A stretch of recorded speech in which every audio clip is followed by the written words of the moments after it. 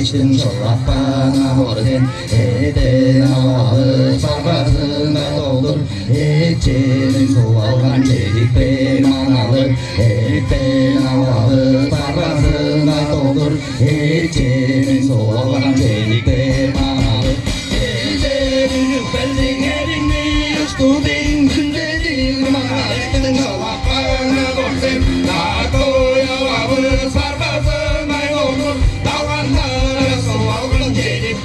manalı nakoya havalı sarpasına doldur dalganlara su algan çelik manalı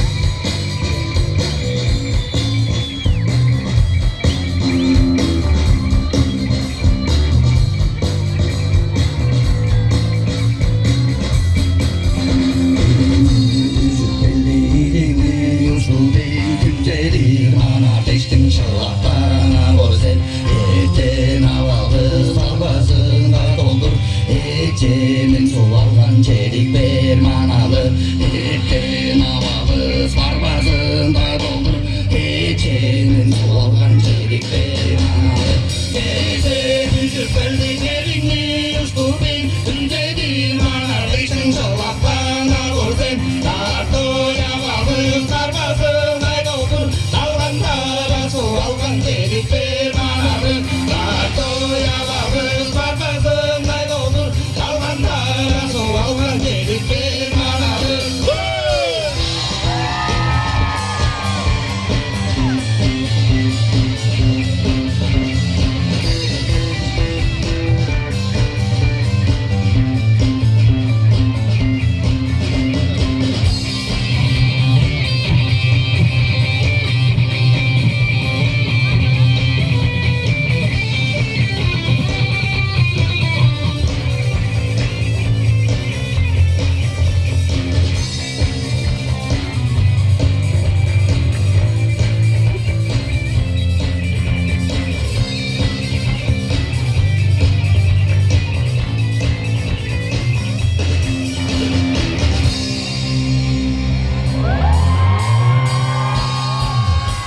Jangan suntuk hati.